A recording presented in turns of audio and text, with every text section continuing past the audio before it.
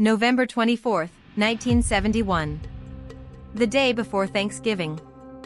A man in his mid-40s walks up to a ticket counter at Portland International Airport, wearing a dark suit, a black raincoat, and sunglasses. He gives his name as Dan Cooper. He pays cash for a one-way ticket to Seattle, a flight of barely 30 minutes. Nothing about him raises a single eyebrow.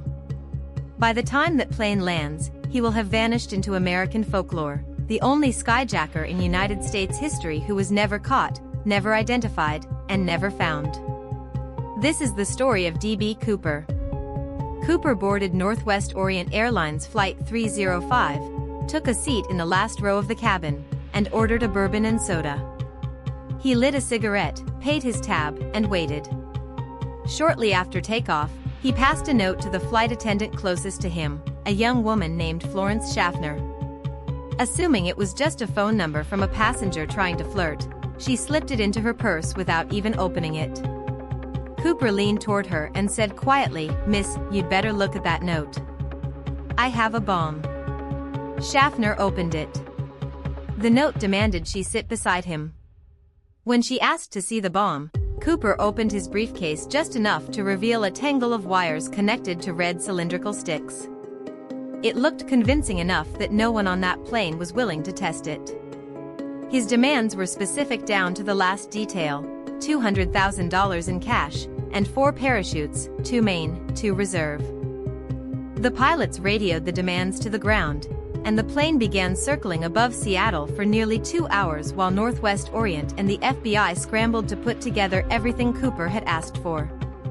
The airline agreed almost immediately. They wanted their passengers home for Thanksgiving, not headlines about a bombing.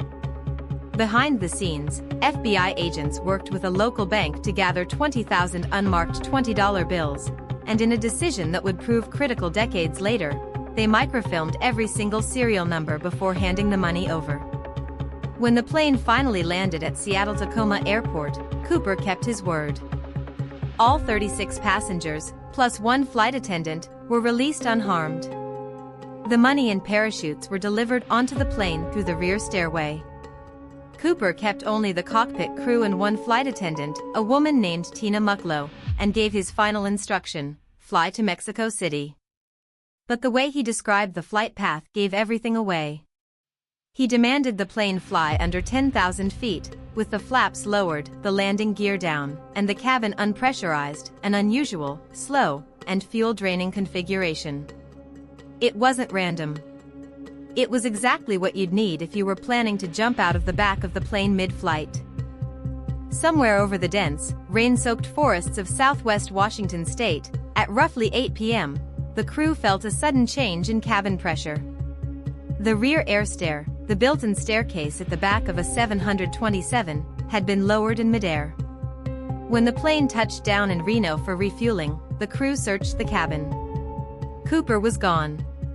So was the money. So were 2 of the 4 parachutes. He had jumped alone, at night, into freezing rain, over some of the most remote and rugged terrain in the Pacific Northwest, wearing a business suit and loafers, with no experience anyone could confirm. And with that jump, he disappeared completely. What followed was one of the largest manhunts in FBI history, given the code name NORJAK, short for Northwest Hijacking. Hundreds of agents, soldiers from Fort Lewis, and local volunteers combed the forests of Clark and Cowlitz counties for weeks, then months. Helicopters swept the treeline. Dogs searched the underbrush. They found nothing: no body, no parachute, no briefcase, not even a scrap of clothing. Investigators built a composite sketch from the flight crew's descriptions, but it led nowhere. Over the years, more than 1,000 suspects were named, questioned, and ultimately ruled out. Handwriting analysis on the ransom note, the only physical evidence he left behind besides 2 cigarette butts, came back inconclusive. For nearly a decade, the case sat cold. Then, in February of 1980, an 8-year-old boy named Brian Ingram was digging in the sand along the banks of the Columbia River near a spot called Tena Bar, preparing for a family cookout. Just a few inches below the surface, he found several decaying bundles of cash. When the FBI compared the serial numbers, they matched Cooper's ransom money exactly, nearly $6,000 of it. It was the first, and to this day the only, piece of physical proof that any of the money had survived. But it created a new mystery. Tennabar was miles from where investigators believed Cooper had landed, downstream along a river that had shifted its course over the years. It suggested the money had traveled there by water, not by Cooper walking it there himself, which meant it told investigators almost nothing about what actually happened to him. Over the decades, a long list of suspects has been floated by amateur investigators, journalists, and even the FBI itself. Richard McCoy Jr., a Vietnam veteran and skilled skydiver, carried out an almost identical hijacking just months later and was caught, but his alibi for the Cooper flight held up, and he was eventually ruled out. Kenneth Christensen, a former paratrooper and Northwest Orient employee, was investigated after his family found suspicious behavior following his death, but DNA testing didn't match. Dwayne Weber confessed to his wife on his deathbed, claiming he was Cooper, but DNA evidence again failed to confirm it. Perhaps the most famous suspect, Robert Rackstraw, a former Army pilot with a history of fraud and explosives training, was investigated multiple times, named publicly by journalists, and still has supporters today who believe he was never properly cleared. The FBI has denied all of them.